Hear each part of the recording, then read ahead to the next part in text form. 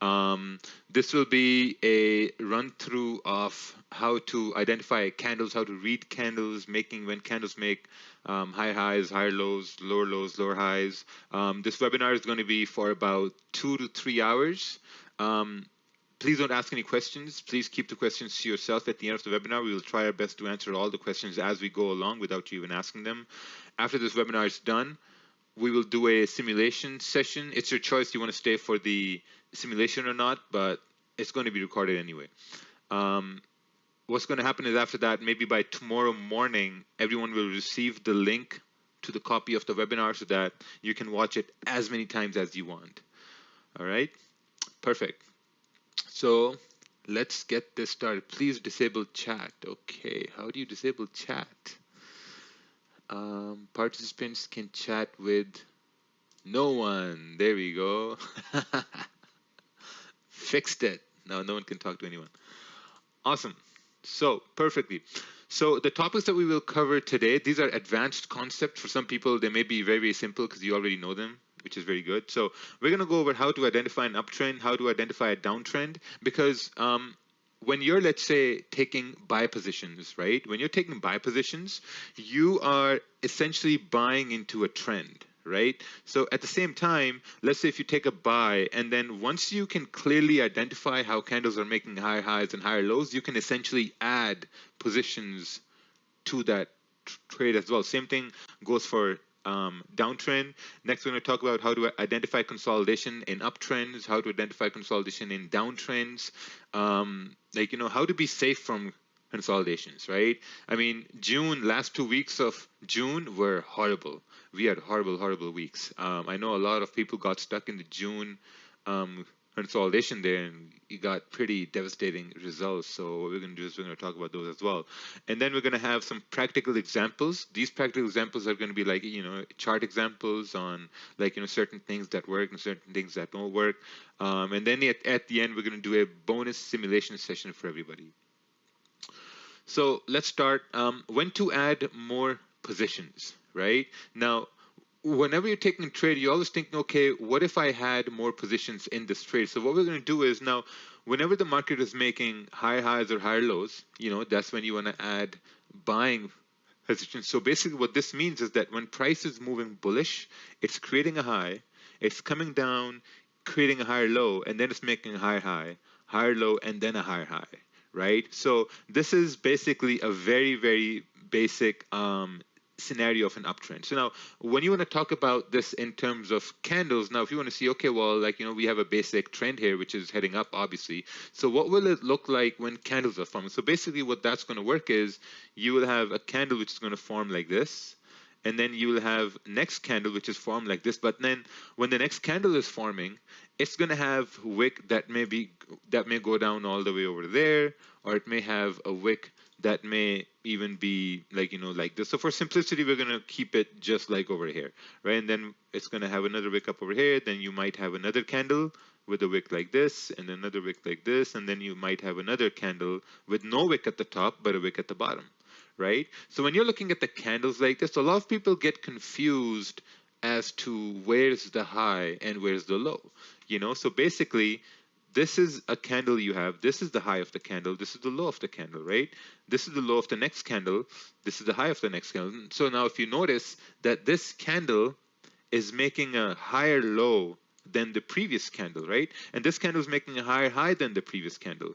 And now once you're watching this happen, you're thinking that, okay, if price is heading bullish, right? If price is heading bullish, it should continue making higher highs and higher lows.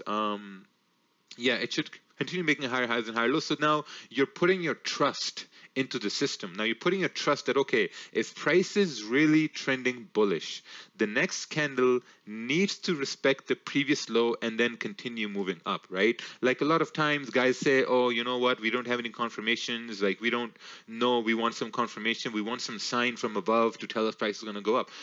The fact of the matter is there will be no sign from above. You know, you will never get a sign from above that, okay, let's say, for example, okay, Roy, right now you can take a buy. this is the buy you want to take right now. No, you're taking buys based on what you already know, right? So let's say, for example, in the opposite side of the spectrum, let's say if we talk about whenever price is making lower lows and lower highs in downtrend, so that what that's going to look like is that you will have a candle which is moving like this. Uh-oh, we have a problem child over here. Disable participant notifications. All right, disable this. Okay, good, perfect. All right, awesome. So let's say you have a candle forming bearish, right? And let's say you have a resistance up over here. And now you're anticipating the next candle to respect the high of the previous one, which is going to be right over here. And then you're trying to take a sell. And that sell, you're basically putting your trust in the next candle to continue moving down. Right now, you may ask, oh, is this valid on the 5-minute time frame, or is this valid on a 15-minute time frame? The thing is, when you're looking at these situations to, like, maybe if you're waiting for these candles to print, you're going to get really, really strong confirmations on the 30-minute time frame. 30-minute time frame, 1-hour time frame, 15-minute time frame, the confirmations might not be that good because, let's say if this is a 15-minute time frame, you might see a candle moving up like this, but a candle moving up like this, let's say that this is the start of the 30-minute candle and this is the end of the 30-minute candle, provided this is the 15-minute time frame. So now maybe if this candle closing bullish, the 30-minute candle may be closing a bearish candle with a long wick, right? So now you're anticipating for the next candle to continue moving down as well. So let's go on to our next slide here. Let's talk more about uptrends and what you're basically looking at during uptrends. So this was, I think, enough of the basics here. Let's go to the next one. All right. When is price most likely to trend? Because sometimes when you're trading the New York Open and then you're done trading New York Open and then you move to London close, and after London close you move on to the afternoon session, right? And in the afternoon session price may not have a lot of volume. So whenever you're looking for trends will only happen when there's high volume in the market. You have to understand this. In the afternoon time at like 12 p.m. Eastern, 1 p.m. Eastern, 2, 3, 4, 5 p.m. Eastern, there's no volume, right? There's no volume, there's no trend at that time. Sometimes, with underlying fundamental news, there may be some sort of trend, but for the most part, there's no trend. Same thing with the Asian session. So if you look at the Asian, there will be even like a smaller trend in the Asian session because not many markets are open at that time. There's less volume. So what we're going to look at is we're going to look at different times when there's volume in the market. So first you have pre-Asian, right? Because knowing the times when there's going to be volume in the market is going to be really important when you are looking for trends to trade, right? This is really, really important. So first we have the pre-Asian, then we have the Asian. Right? Pre-Asian, there's some sort of volume in the when the Asian opens, there's also some sort of volume, but these volume times, they're not very lasting times. They may sometimes guys say that, hey, you only get around maybe like 1 move in Asian session or maybe 2 moves, but not more than 2 moves, and then you move into your pre-London session. Pre-London also has a lot of volume, provided that, okay, Asian session is closing and the London session is starting at that point. So you kind of look at that, okay, if I haven't taken a trade in the Asian session, I might want to take a trade in the London session right over here. Let me bring this thing up over here. All right, perfect. There I go, right? So basically, when you're looking at the pre-London as well, now you're like, okay, if there's no volume in pre-London session, maybe there's going to be volume in London Open, right? So next we have the London Open, right? Because most of the times what happens is let's say if you're trading the pre-London and you're waiting for price to move and price is not moving and price is just ranging, you try to take buys, you try to anticipate a move and nothing's happening, you're just like, man, price isn't moving at all. So you need to look at the time. Right? When you look at the time, you'll be like, okay, it's pre-London right now. There's going to be London session soon. So I might want to wait for the London session, right? Because then there's going to be volume in the market. And when there's volume in the market, you're able to take a trade. And then sometimes there's no volume in London session. So now you have to wait for New York, right? Now, sometimes when I wake up at 6 a.m. Eastern, right? I wake up at 6 a.m. Eastern, and I want to take a trade during pre-New York, moving into the New York Open. And sometimes, like in pre-New York, price is just ranging, and price is ranging in pre-New York. I have to tell myself that, okay, if price is ranging in pre-New York, oh, by the way, we're going to also talk about how to identify range too, right? So that's also what we're going to talk about. So when price is ranging in pre-New York, I automatically tell myself, okay, Raja, you know what? If price is ranging at this time, maybe the next volume is going to come at New York Open, which is going to be your 8 a.m. Eastern. And it makes perfect sense, because in the market, volume is not going to be all the time. You're not going to catch good big trades all the time. Some days, on Monday, maybe you have ranging in pre-New York, right? But on Tuesday, you might have trends in this area over here, right? After New York Open, we have London Close, right? London Close also has a lot of volume, right? So basically, sometimes, with NYC Open, which is going to be New York Open 8 a.m. Eastern and NYC Open at 9:30. Actually, we're going to talk about this now. So let's just talk about the times, right? Someone may ask, oh, what time is your pre-Asian? This is the time when I have seen price move in pre-Asian around 6:30 p.m. Eastern to like 8 p.m. Eastern. 8 p.m. Eastern is your Asian Open. So you have to keep these times in mind, right? Whenever I'm trying to trade the Asian session, whenever you've seen me post results in Asian or some analysis in the Asian, most of the trades are taken between this time.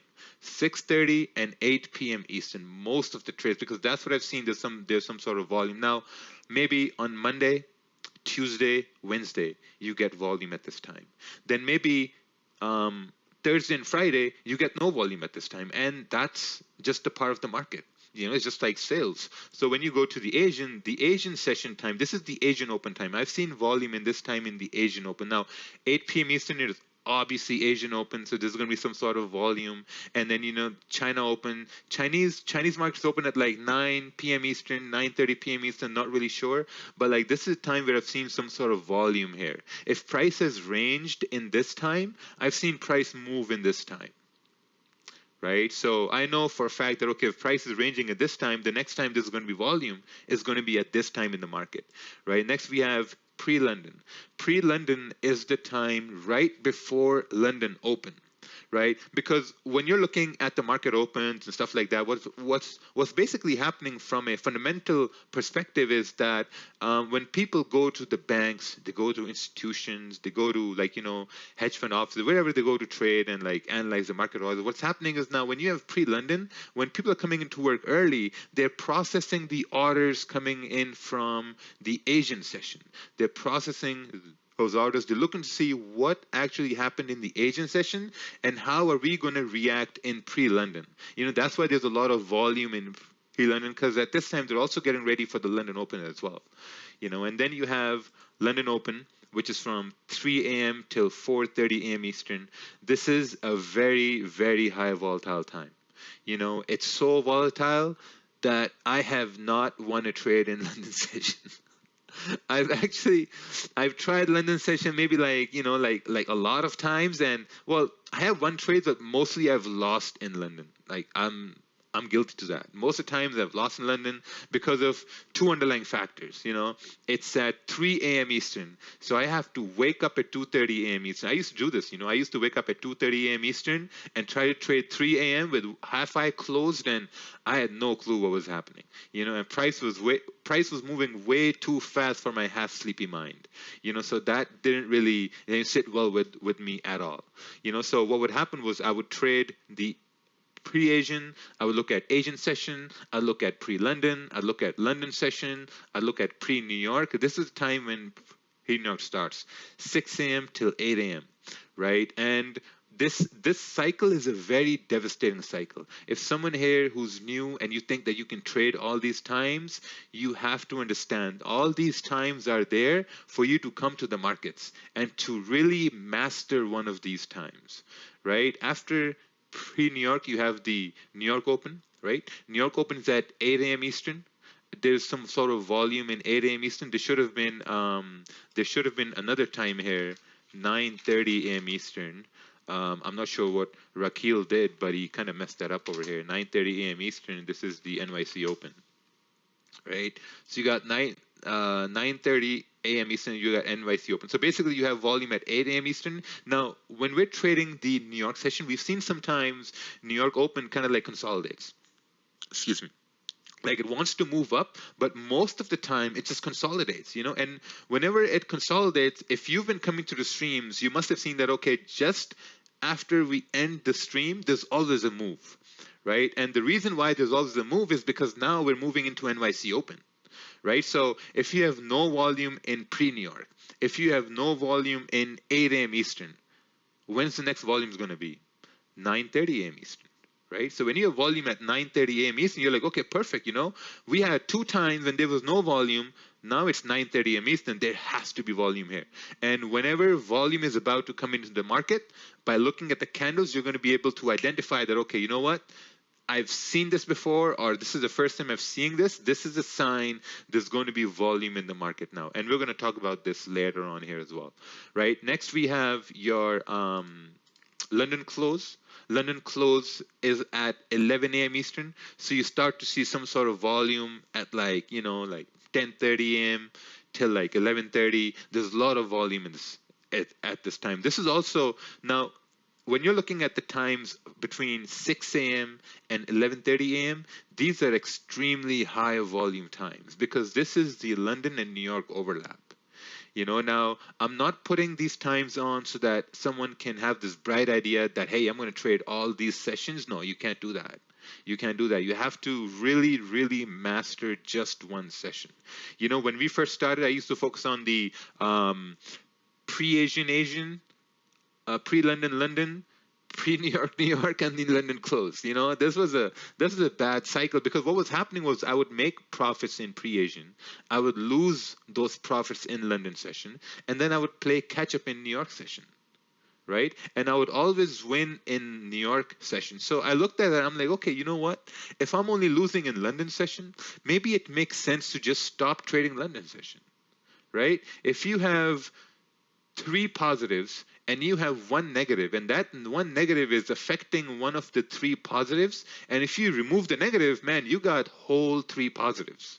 You know, so that's what I did. I removed the London session. My profitability went up a little bit because now I was only focused on the Asian and New York. You know, now then for a little while I stopped trading the Asian session as well, and I only started to focus on New York session. Now what happened was my trading time decreased, right? But my concentration increased because I knew I only had this time to trade and I had to be focused at this time. You know, most times what guys do is they will trade the, let's say, New York, and then if they lose, they'll say, oh, you know what? No, it's okay, we got the Asian too. We're going to go get the Asian session. You try to act all like, you know, like gangster, and yeah, I'm going to get that Asian. But no, it doesn't happen. You know, if you don't get the Asian, you're like, okay, you know what? We got the London session. We're gonna get it in London session, and then you fall into this cycle of like losses and like, you know, over trading and over leveraging. Man, yeah. So whoever's coming to this webinar right now, I assume I'm going to assume that you already know what over trading is and over leveraging is. You know, because without that, this webinar is pointless. All right. Defining an uptrend, right? How do we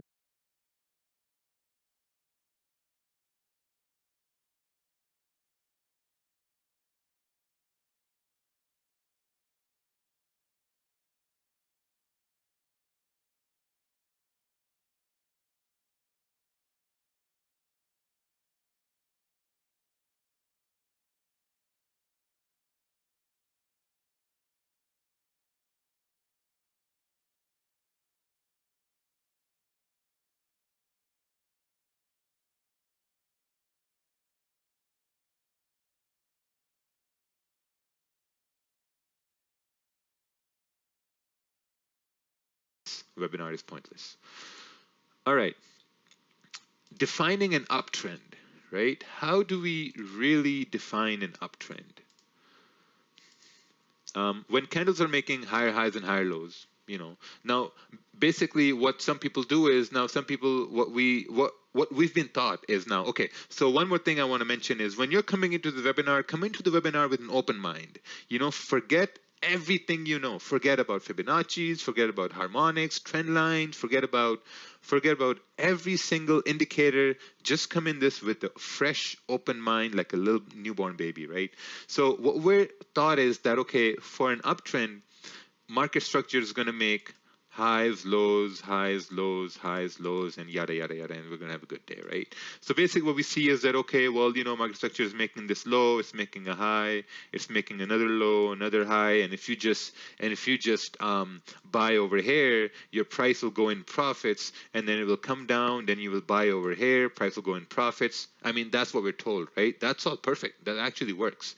But what this basically means in terms of candles is what we're going to look at right now. A lot of the things are going to be very, very repetitive things, because like once you repeat a certain things a number of times, you understand that much, much better. So there's going to be no new information. It's going to be a lot of repetition, but in a very simple, concise manner. When price is trending bullish, it needs to respect the lows of the previous candles, right? I'm not going to mention the trends. I'm going to mention the candles. So basically, let's say you have a support formed. Now, you have to understand that, okay, if you're going to see an uptrend, where does an uptrend start from? That's what you have to understand. An uptrend starts from, okay, let me just bring up the chat over here. All right, so the chat is up now. I want to know, where does an uptrend start? Support. Perfect. Benny said uptrend starts from a support, which is obviously perfect. So if you have an uptrend starting from down over here and candles are moving up, right? Where do you think would be a better buy? I personally think a better buy is going to be right over here, right? If you can get a buy at the bottom of a support, I think that's an awesome position to be in. But obviously, like these things don't happen all the time. So basically what we want to do is we want to have a buy just above the support, But as the candles start leaving the support, now this is really important. As the candles just start to leave the support, the probability of the candles coming back down, it starts to increase. Right? Which is why sometimes when price is trending up and you want to take a buy somewhere over here, you see a little bit of a retracement, right? Or you see, hey man, like every time I enter a buy, price goes the opposite way, because you're not taking the buy near the support. You're taking the buy after the candles have already lifted off of support, right? So that's very important. So let's look at the candles here now. All right, so let's say we have this hypothetical support right over here, right? You have a candle coming down, so we're gonna assume the green candles are bearish candles. Rakil didn't really do a good job here with the coloring of the candles here.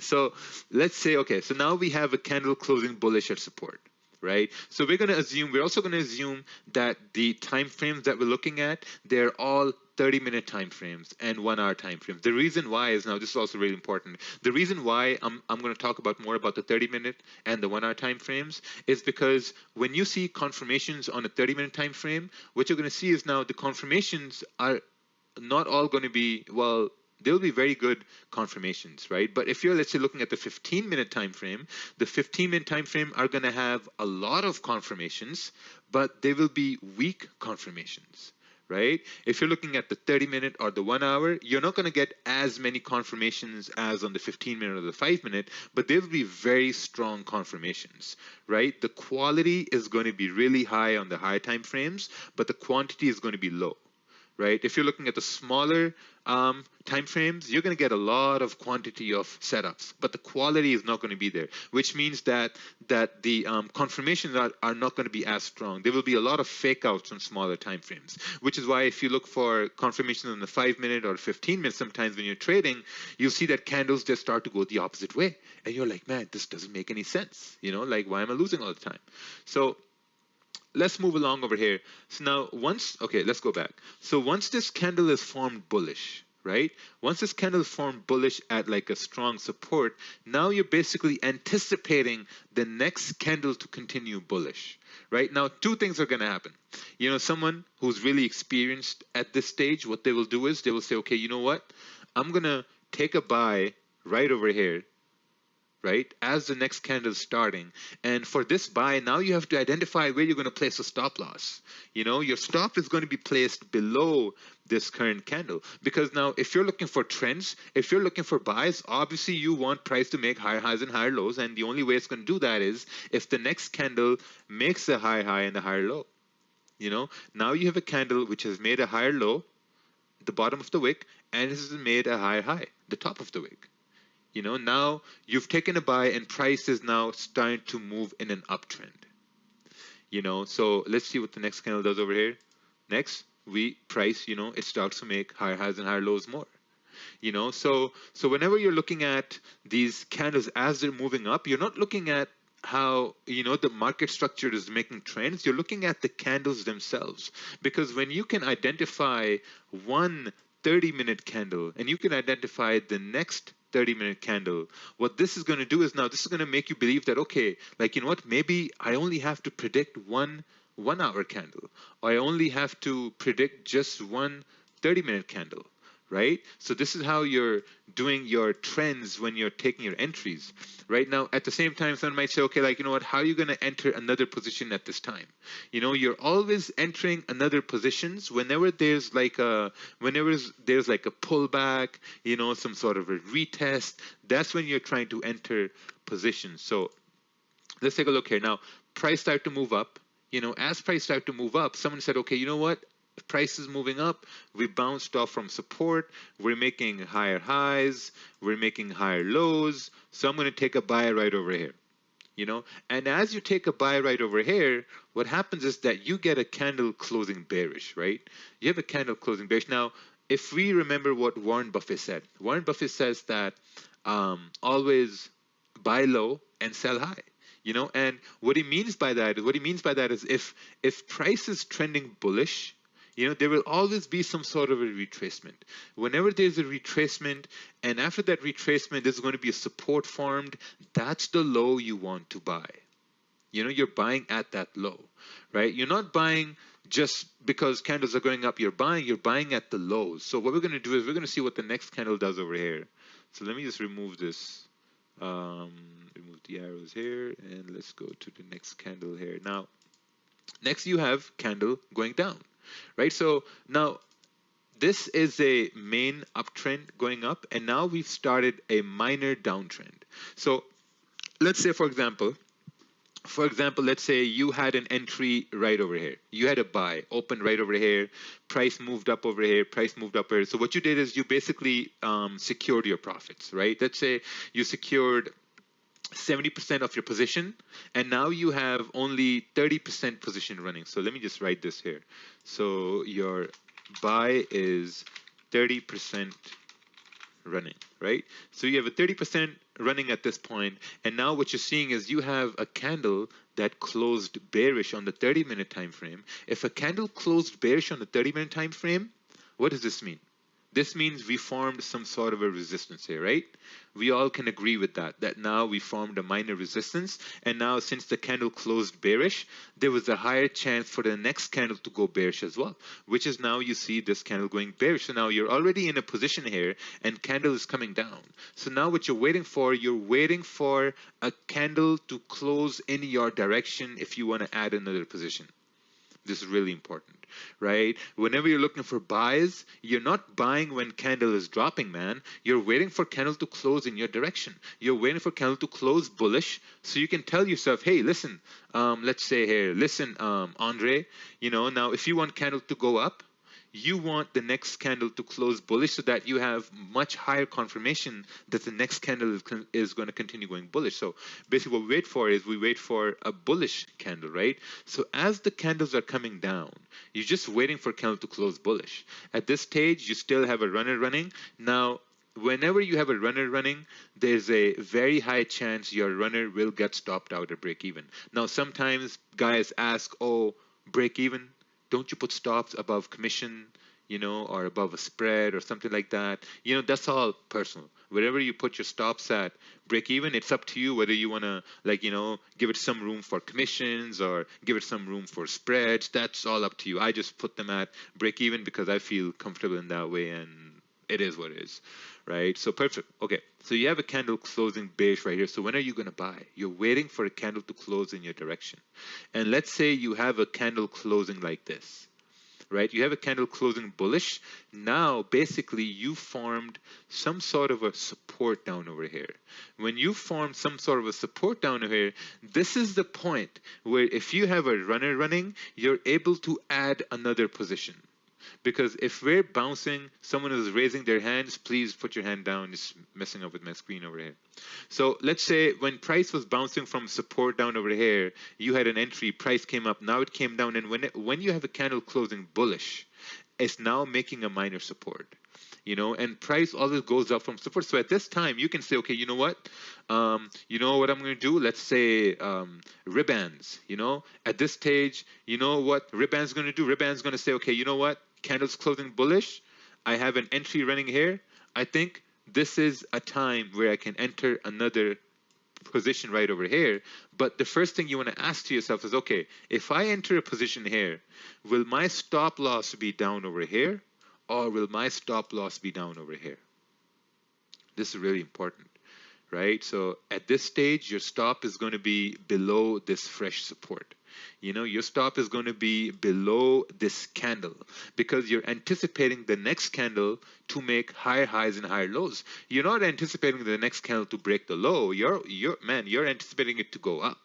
So if you look at the next candle, next candle starts to go up. Because it has to respect the previous low. If, for example, now someone might say, oh, what if it breaks the low? So what if for example, let's say the next candle kind of like, forms like this and breaks the low of the previous candle. If the candle breaks the low of the previous candle, this means the probability of the next candle to go up has now decreased. Right? Because if trend is heading up, the trend is respecting the lows and it's breaking the highs. It's making higher highs and higher lows. So the candles, they have to do the exact same thing. Candles have to make higher highs and higher lows. That's when you have clean moving trends. And whenever you have clean moving trends, these trends only happen at when there's volume in the market. And we've already talked about having volume in the market. So let's take a look at the next candle. And next candle starts to head up. And now you not only have 30% running from down over here, you have another position running from down over here now. Now you have two positions running. Now you've added another position to an already winning trade, right? But at the same time, guys, listen, you really have to keep this one thing in mind as well. This will not happen super quick. This may not happen in the same session because this is a 30-minute candle. You entered a trade here, right? You waited 30 minutes. Right here, you waited 1 hour. Right here, 1 hour, 30 minutes. Right here, 2 hours. Right here, 2 hours, 30 minutes. Right here, 3 hours. You waited 3 hours to see this happen, and now you're like, okay, you know what, since I'm in this trade, I waited 3 hours for this shit to form, and then you took a buy, right? Man, if you only waited 2 hours and you entered a buy over here, you were in a drawdown and you were like, your emotions were all over the place, only because you didn't wait for a candle to close in your direction. Write this down. If you're looking for buys, you have to wait for a candle to close in your direction. It's very, very important. It's like when you go to the bus stop, right? You go to the bus stop and you want to go left and all the buses are going right. What are you going to do? Are you going to jump on the buses that go right, thinking that it may move left when it's going right? No, man. You're going to sit your ass tight over there at the bus stop and you're going to wait for a bus to go left. As soon as a bus going left comes, you're going to jump on that bus. Trading, same way. The reason why you guys lose is because you're not waiting for candles to close in your direction. You're basically guesstimating, right? You're guessing. You're saying, okay, since we're in an uptrend and these candles are coming down, right? Let's say you're talking about this candle, you're like, okay, this candle's coming down, I'm going to take a buy because this candle is going to flip bullish, man, when it's bearish. How can you say a candle is going to flip bullish when it's going bearish? No one knows that. Sometimes it does happen, but the probability of that happening all the time is just not there.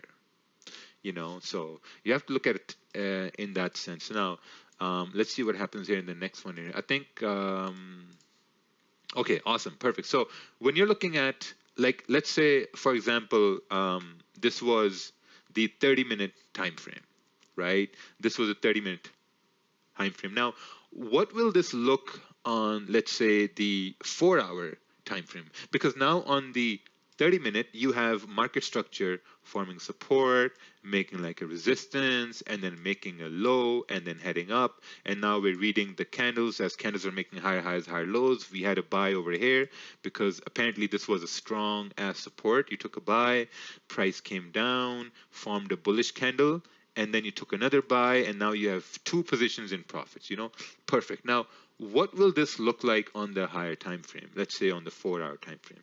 Let's take a look at that right here. If you're looking at the 4-hour, this is what's going to look like the first 4-hour candle, right? If we're just looking at this one candle, we're estimating that, okay, this 4-hour candle's low was right over here. I'm going to go really slow over here, right? This was the low of the 4-hour candle, and this is the low of the start of the 4-hour candle. Make sense? This is where the 4-hour candle started down over here. It went up. It made a high right over here, which is the high right over here formed, right? And then it started to move down, and then it closed maybe, let's say, right over here. And this is the close right over here. The 4-hour candle is closed, right? So if you're only watching the 4-hour candle, and if you're seeing that, okay, 4-hour candle is at support, now you're basically saying, okay, if the 4-hour candle is closing at a support, there's a very high chance the next 4-hour candle will also continue moving up, right? And the only reason the 4-hour candle, the next one, is going to move up if you have confirmations on the smaller time frame right over here, which is you had an uptrend, right here, price went up, and then you need a candle to close bullish on the smaller time frame to give you an idea that, okay, maybe now the next 4-hour candle can continue moving up. If the small time frames can make higher highs and higher lows on candles, this means the next 4-hour candle will ultimately continue moving up, right? So, let's go to the next one right here.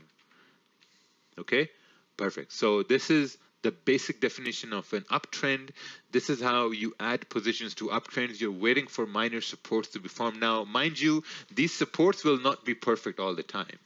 Sometimes you may get, like price wicking here and there, but for the most part, you will get these supports. Let's move on to the next one here. Actually, what I want to ask is, how's my pace? My pace is good? Not too fast, not too slow? Yeah, I think it's pretty good. Okay, perfect. Yeah, time to send everyone back to the gulag now. All right, everyone back in the gulag. Okay, so defining a downtrend, right? Now,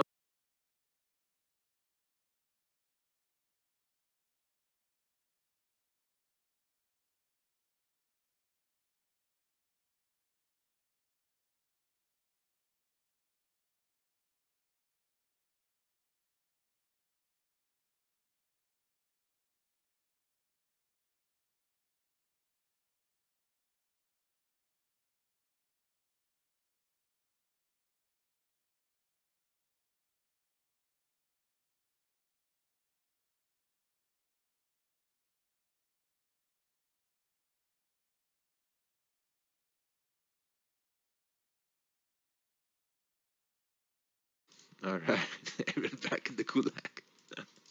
Okay, so defining a downtrend, right? Now, the downtrend is completely opposite to the uptrend. We have when candles are making lower lows and lower highs. When price is trending bearish, it needs to respect the highs of the previous candles. This is really important. Let's say we have a resistance forming up over here. You have a candle moving bullish, right? Man, Rakil should have really made these colors better. Okay, so candles are moving bullish. We're approaching a resistance. Now, when candles are approaching resistance, when you have a candle forming like this at resistance, you have to understand now, since this candle is forming, there was a time when this candle was something like this before it closed, it was something like this. And when you have a candle something like this above resistance, when it's open, this is really important. When a candle is open and it looks like it's pumping through resistance, you have to wait for it to close. because you never know, it just wicks down and closes under resistance. By a show of hands, who have gotten caught buying above resistance and seen candle close back inside? I know I have, man. I have. I'm like, man, shit, I got the best position, but in the opposite direction. I gotta buy it, but it's a wick entry and price now dropping down. So it's really important. You always have to wait. Now, sometimes when you're looking at a high volatile pairs like GJ or GP or let's say like GU or USD some cowboys trade USD man. I don't know how. Salute to you if you trade USD but if you're looking at high volatile pairs, now sometimes price does break through resistance and it doesn't come back. It happens, and that's just the way how market moves. But most times it will always respect resistance. So what we're going to talk about is we're going to talk about the simple concepts, right? We're not going to go over what to do when it's when it's not doing retests and something like that. So actually, we're going to touch on those things too. So let's say that you had this candle close and it closed below a resistance, right? Or actually it closed at resistance. Now, there's no buy over here. And the only reason there's no buy over here is that because the candle is closing with a small body, right? This is also really important. When you have candles closing with small bodies, most of the time it means that there's less volume, right? If a candle is closing bullish and it's closing with a small body, this is an indication that volume going up, it may be dying down a little bit. So that's when you can kind of get like an impression that, okay, you know what, this candle is weakening now. We might see a change in direction. So when this is a 30-minute time frame, or if this is a 1-hour time frame and it's coming up to a resistance and you got a candle closing like this, in my mind, I'm thinking that, okay, maybe this is where I can look for a sell. But I have to wait for a candle to close bearish. So if you have a candle closing like this, now you're going to say, okay, you know what? I got a candle closing bearish at resistance. This is a time for me to shine, because not only this candle has broken the low of the previous candle, but it's also closed bearish at this resistance. Now, someone might say, oh, no, man, we're in an uptrend. We're at resistance. It's going to break resistance and I'm going to take buy. Don't listen to that person. That person may be right 10% of the time, 20% of the time, because if you got a 30-minute or the 1-hour candles closing under resistance with a confirmation of a bearish candle, there's a very high probability the next candle will respect the high and it will make a lower low and a lower high. Now, I'm not just saying this. We're going to go over examples as well, so you can see it works. And then, you have a candle coming down, just making a lower low and a lower high. Now, sometimes what guys may do is they'll be like, okay, well, you know what? I got a candle closing bearish at resistance, but I want to wait for a little bit more confirmation, right? And if you're one of those people who are waiting for a little bit more confirmation, you really have to take the chance. This is your confirmation right over here. This is the confirmation you're getting. If you're waiting for another confirmation, then maybe this is your confirmation. If this is your confirmation, and if you're taking a sell right over here, now your stop loss is right up over here above the candle high. When you're taking sells in mid-range, right? If you're taking sells in mid-range, not only that's risky because now your stop loss is a little bit bigger, but you're also taking a sell while the move is already half done, while it's already moving on that time frame. So now if you're taking a sell right over there, maybe you get like 6-7 pips down here, and then what happens after that? You get another small move, and then you have a little bit of a retracement, right? But if you were taking sells right when you had confirmation, right, now you're in a much better position, because if you took a sell right over here, your stop is above the previous candle. Because your stop is above the bearish candle, because now you're not expecting the next candle to break the high of the previous candle. Very, very, very important. I use this concept every day. Every day I use this concept. If you have a bearish candle, you want the next candle to respect the high of the previous candle, which is why we have a downtrend. Again, I'm going to reiterate, a downtrend, price makes a low, makes a lower high, makes a lower low, makes a lower high, makes a lower low. That's an example of a downtrend. When candles are moving the same way, you have a downtrend. Just as we talked about when price is moving bullish in our previous example, we talked about, okay, you want to have a buy right at support. right? If you can't have a buy right at support because there's no confirmation, you want to have a buy when a candle closes bullish at a support. Same way here, when candles are moving down, you want to buy right at resistance.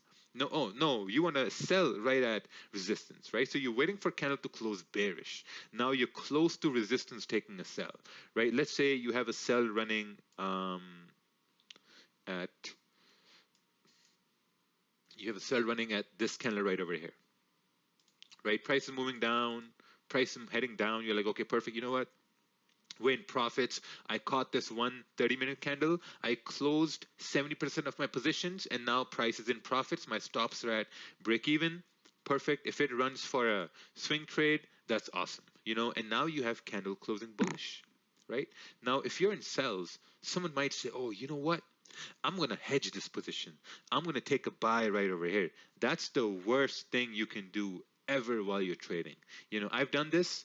I know a lot of other people have done this as well. You've been in sells and you've taken buys. You've tried to outsmart the market, but the market comes back with I don't want to say it, but this is just bad discipline right here. So when price is retracing, for a fact that if we're rejecting a higher resistance, maybe it's just retracing to make like overall lower high. So as you see, as the candle bodies are getting smaller, and once you see candle closing in your direction, boom, you're like, perfect. I have a runner running. My runner hasn't gotten stopped out yet. So this is another, maybe an opportunity where I can enter another sell. Because now if I enter another sell, I'm expecting the next candle to respect the high of this candle. So now you're going to place your stop right over here. And when you're placing your stops, what I recommend in terms of risk is that, let's say if you have one lot running, right? Let's say you have one lot running at this position right over here. Maybe reduce your risk on the second position. Maybe you want to reduce the risk, because you have to understand the profits that you secured as price moved down. You don't want to risk those secured profits in the second position, right? Let's say you had a one lot and you secured $75, and now you don't want to risk $75 in this second position. Maybe you want to risk $25. If you take a sell over here and you have a stop loss up over here, you're telling yourself, okay, you know what? Let's say here, you're telling yourself, hey, Nate, maybe I want to risk $25 if price comes up and if it doesn't work out. So this way, even if this trade fails, overall, you've secured $50. Makes sense? But if you're risking $75 in the second one, and if price comes up and hits a stop loss, man, you've lost all profit.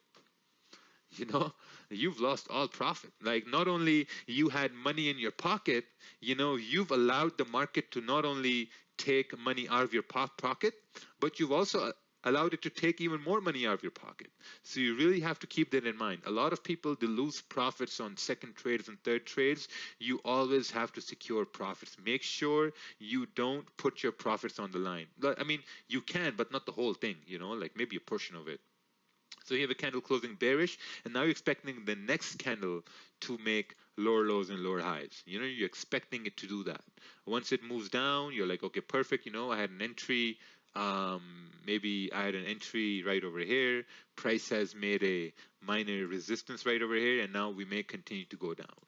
And then if price starts to go down, perfect. If price starts to come up, you've already secured profits. So you're adding entries in downtrends once you see a minor resistance is forming, provided if you already have a position running.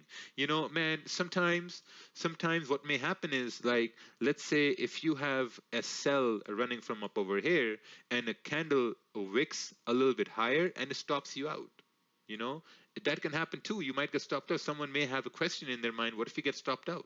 Well, if we get stopped out, and if you're not getting emotional about the trade, you're just very calm, you're collected, you're like, okay, I got stopped out, no problem. If we create a minor resistance here, when a candle closes bearish again, I think I can take a second entry. Make sense? You can say, okay, you know what, I can take a second entry because now this makes sense. But if you get stopped out and you're getting emotional and you're like, oh shit, man, now I got to take a buy. You take a buy, candle closes bearish, goes down. I mean, that's no good. So you have to be very, very logical with when you're taking losses. You have to understand, when you take one loss, right? The institutions, the markets, the brokers, they're all clapping. They're all clapping because you took a first loss, and they know now you will take a second trade and a third trade and a fourth trade, and they will start counting their paper. They'll be like, okay, you know what? This guy took a loss, and now there's an 80% chance he will take 6 more trades, and he will take 6 more losses, and he will blame himself about it. And we will just take his money and be happy about it. So whenever you take a loss, just stay calm, wait for the candle to close. A lot of times when you go full retard mode on the markets with losses, after the fact, when you look at the charts, you're like, oh man, you know what, this made perfect sense. I could have just stayed calm and maybe waited for something I should have waited on, and it would have been all okay. So this is my advice for anyone. Like, if you're taking losses, if you take first loss, just wait for the candle to close. Wait for the 30-minute to close, or wait for the 1 hour to close, and you will see something different. So perfect, right? We had candle moving down. Now, what will this look like on a higher time frame, right? So let's say you have a bearish candle. Man, he really need to change the colors to red. Okay, so when you had a candle going bearish right over here, right? This is the start, let's say, of the 4-hour candle right here, right? Start at the top, which is the start at the top, either right over here or either right over here. It doesn't really matter, right? We have start on the top right here, and then we have a close. We had the bottom right here, which is the bottom over here, and then we have a close right here. Now, when this 4-hour candle closed, it wicked up to close, which means on a smaller time frame, you had a bullish candle, right? Which is why you had bearish, bearish, bearish, bearish, 4-hour candle moved down, and then you had the bullish candle. Right? See, price moved up, so the 4-hour candle moved up to make a lower wick. Right, which is very important. Candles make lower wicks and top wicks. And then now you're like, okay, for the next 4-hour candle to move down, you need the market structure to turn bearish, right? This is a problem which a lot of people have, is that now when you have a higher time frame candle closing bearish, you don't know when to sell. You don't know whether the next 4-hour candle, it may, let's say if it's going to go down, you don't know if it's going to wick all the way up over here, if it's going to wick all the way up over here, or you don't know if it's going to wick over here, or you don't know whether it's going to wick up or not.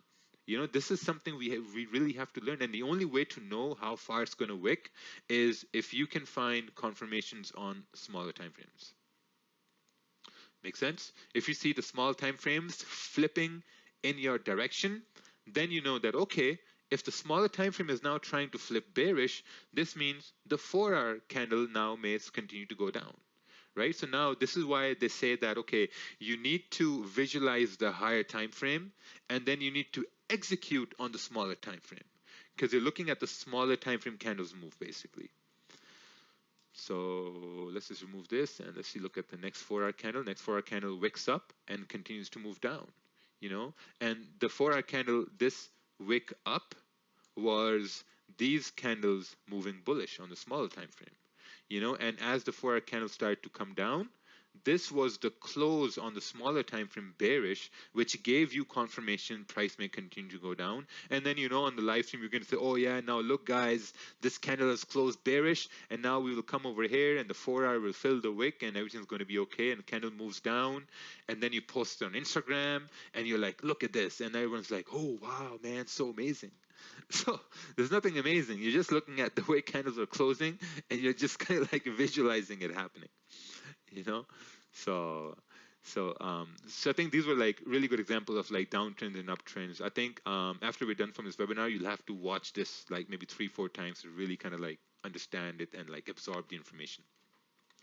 So let's move on to the next section. Next we have defining consolidation.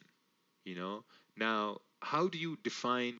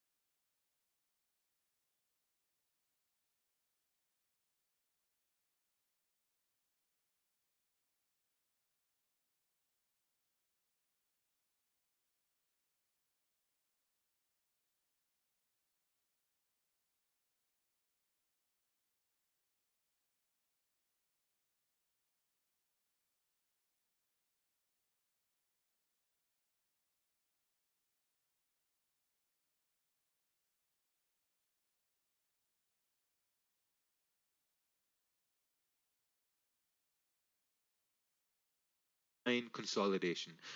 Man, I know for a fact that I've been stuck in consolidation with like 4 or 5 losses. And by the time my trading day has done, or by the time my trading account is done, I look back at the charts and I'm like, oh man, this was just consolidation.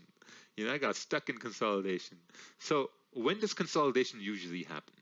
We really have to understand when does it happen. No one really talks about when they happen and how to anticipate it, or like, I mean these things are really important. And if you don't know these things, then it's going to be really hard for you to take trades, right? So when does consolidation usually happens? Consolidation happens when there is low volume in the market.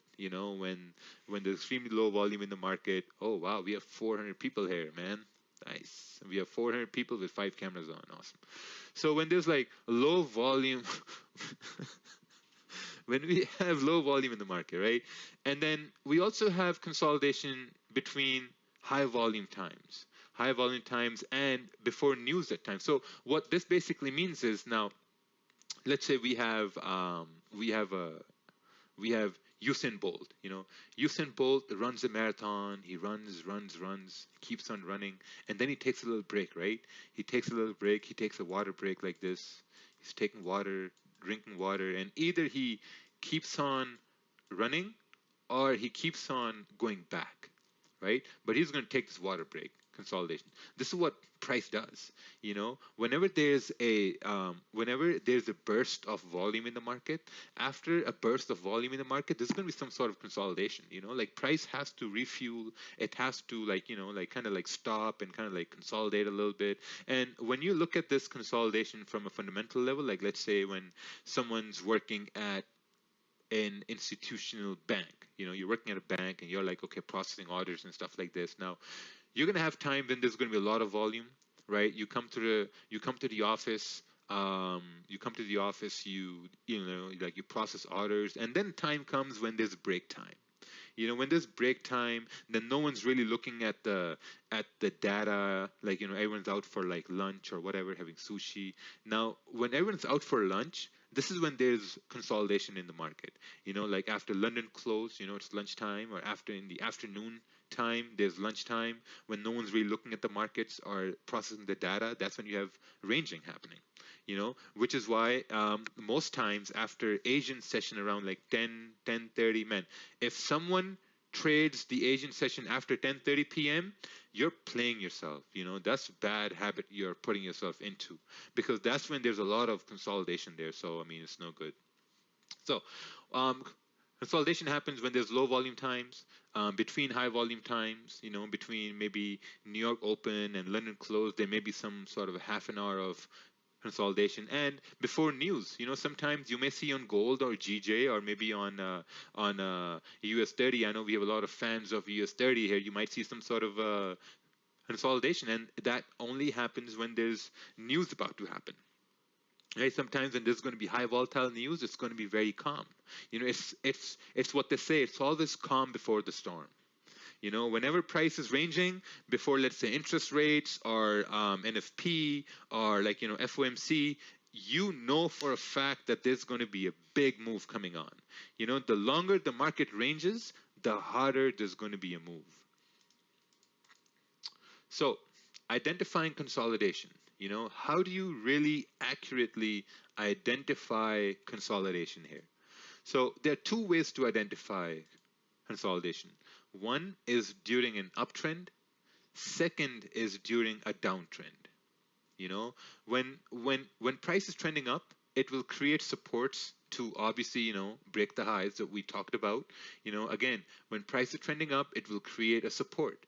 A support is created to support price to continue going up to break the highs. When it cannot break the high, then it will obviously create a resistance, right? If let's say price makes a high like this, comes down, and if it now continues to go up to break the high, if it cannot break the high, it will obviously come down, and then you have a resistance formed. If you have a resistance formed and price continues down, the price looks and says, hey, wait a minute, we got a support right over here as well. So now what's going to do? Now there's a higher chance it will consolidate. This makes sense? I think it makes sense. You know, if we can't, if price is going up, it's creating lows to break highs. If it can't break the high, then obviously it's going to start to consolidate. You know, so let's take a look at that example over here. All right, let's take a look at this. We have a support forming right down over here, right? We got a nice support forming here, and you have a candle closing. Now, I don't know if he drew this. Okay, yeah, perfect. We're good.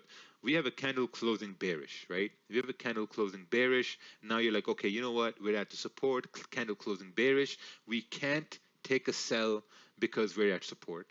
We can't take a buy because price is not bullish. The candle is not closed bullish, it's bearish. So we gotta wait.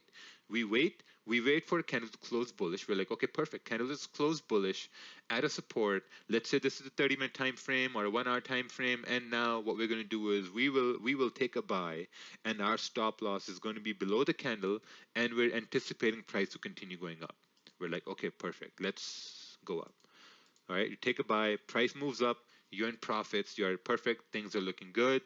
We're running good, price moves into more profits, and now you're like, okay, you know what I'm going to do? Maybe now I'm going to put stops at break even because, you know, we're running in profits. So now what I want to do is I want to wait for price to maybe come down, create a support, so I can add another position, you know, and then price can continue to go up. Or what you can also do is, if you're now, here's the thing. When you're adding positions in two ways.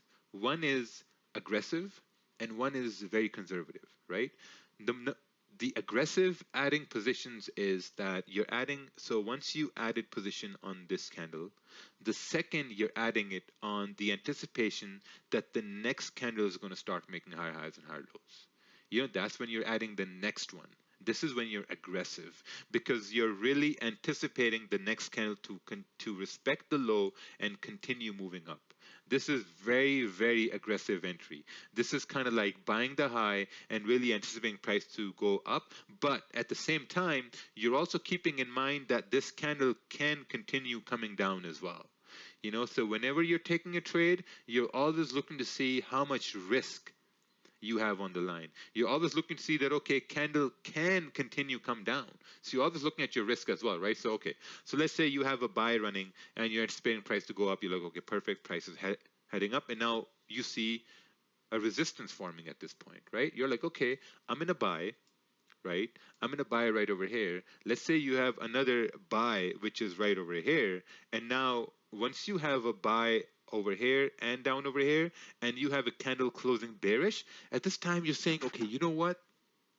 Since we have a candle closing bearish, this means there's a higher chance for the next candle to come down as well. So how do I want to manage this trade right over here, right? Do I want to leave this trade open and let price hit stop loss?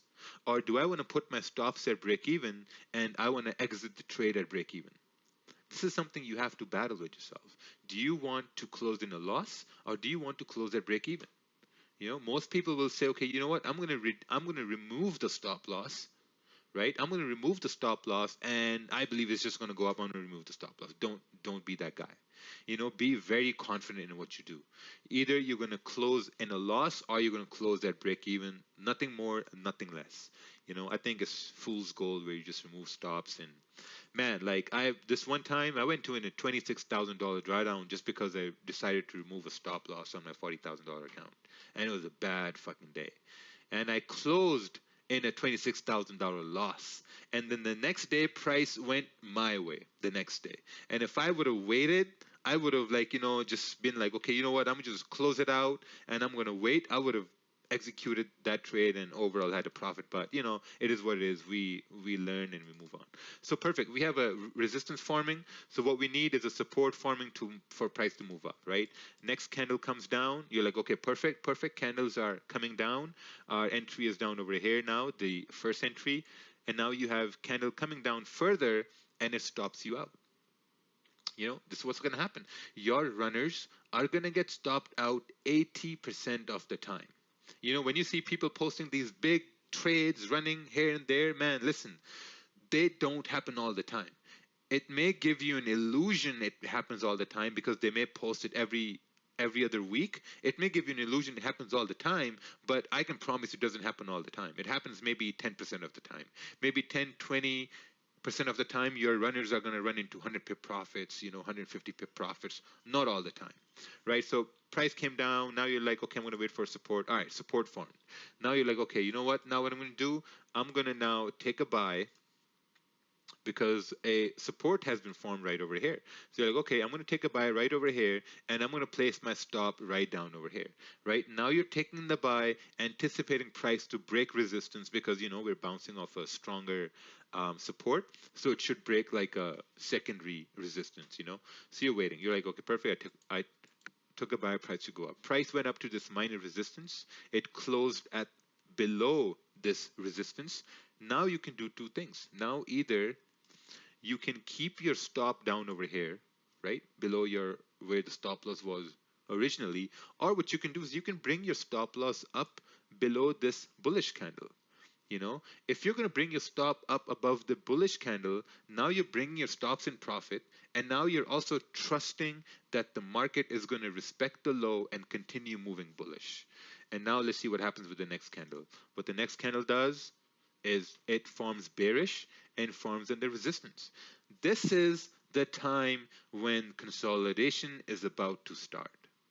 This is the time when consolidation is about to start, because now you have a support formed, and now you have obviously like a resistance formed up over here.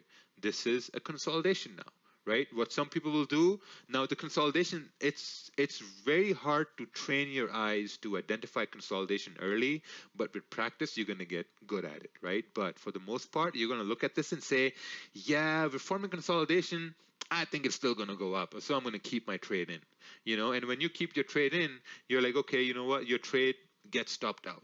Price comes down, you're like, oh man, it didn't really break up. Like, what the hell?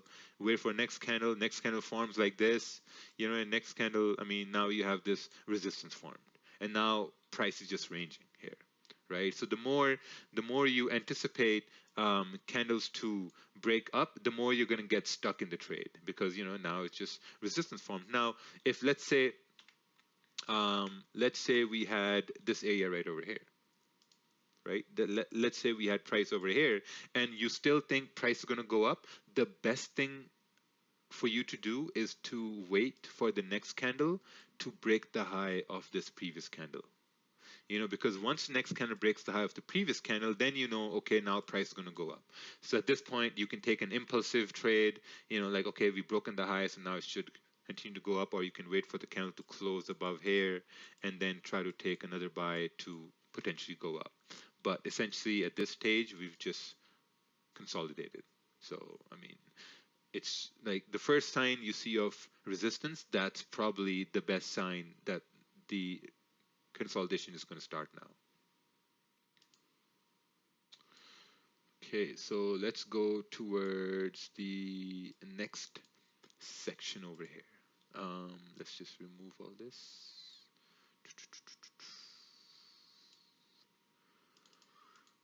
All right, identifying consolidation part 2, right? So when price is trending down, it will create resistances. Oh, let me see, what's the time right now? Oh, 9:20. When price is trending down, it will create resistances to break the lows. When it cannot break the low, it will obviously create support, and there's a very high chance it will create like a range. So basically what we're talking about here is, like, if price is trending down from a resistance, it will come up, trend down, come up, and then trend down to break the low, but it won't break the low. It's going to start to bounce. And when it starts to bounce, it's going to look left and see a resistance here, and then it will maybe start to range here. The complete opposite of what we saw in the previous example, right? So let's take a look at this here in more detail. Let's take a look at the candles here now. So now you have a resistance forming right over here, right? You have a resistance forming, you have bullish candle coming up, and then you have a bearish candle coming down. So when you have a bullish candle at resistance, you cannot take a buy because we're at resistance. That's basically it. Like when you have kids, I'm sure a lot of guys here have kids here, a lot of girls here too. Like if you have kids, you tell your kids, hey man, listen, don't touch that. You're going to hurt yourself. But the kid is like, no, I'm going to touch it. They touch it. And then they figure out, oh, okay, I get hurt from this, so obviously I'm not going to go touch it. But then there are some kids who touch that over and over again. They don't learn, and we are those kids. We're grown-up kids where we see a candle moving bullish at resistance. We know that it's at resistance. We have to wait for candle to close to see if it closes above or below, but we still take a buy. And when the candle closes below resistance, we can't take a buy because it hasn't broken it. We can't take a sell because the candle is bullish, right? So you wait for a candle to close bearish. So when you have a candle closing bearish, at this stage, you're like, okay, you know what? This is now a good confirmation to take a sell.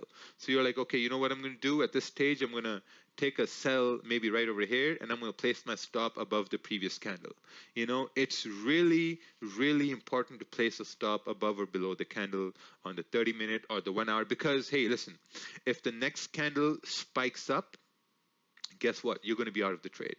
Right? And you're only going to lose what you planned to lose. Let's say if you have a $500 account, and if your risk over here was, okay, let's say you told yourself, hey, Mario, okay, let's say myself as Mario. I'm Mario, and if price hits the stop loss here, I'm going to lose exactly $25. So that's what you're coming into the trade with, $25. If let's say price starts to go up and you remove your stop loss, now your loss is infinite. Now you're open to whatever loss you're going to get. So it's really important to have a stop, man. It's really important to know exactly how much you're going to lose, because now you're going to be much more calm. You're going to be much more relaxed in this trade, right? So let's say you took a sell.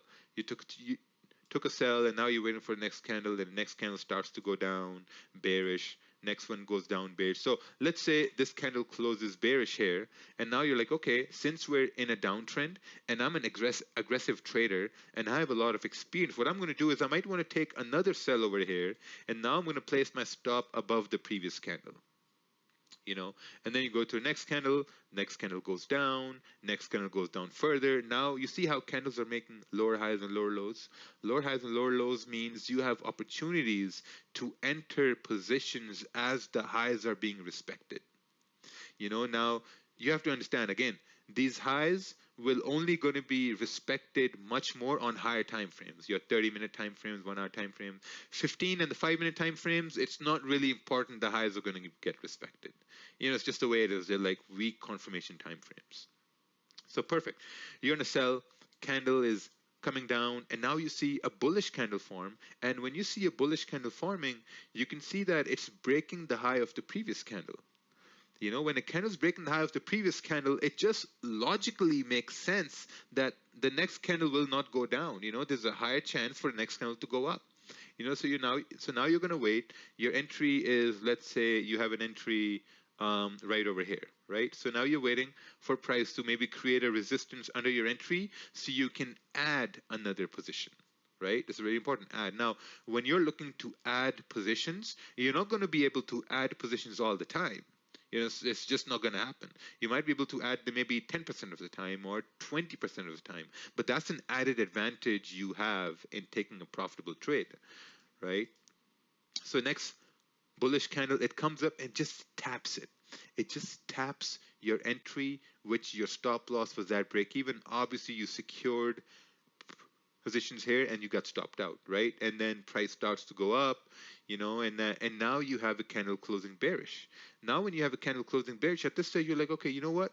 This makes sense. Now if my position got stopped out, this is an opportunity for me to take another trade, because now the candle is closing in my direction. Right, so now I can possibly take another trade. So now, Mr. Jan here says that, okay, you know what? Now we're going to take a sell. So you execute a sell here, and you placing the stop above the previous candle. Now, one important thing is what most people do is they place their stops right at the wick.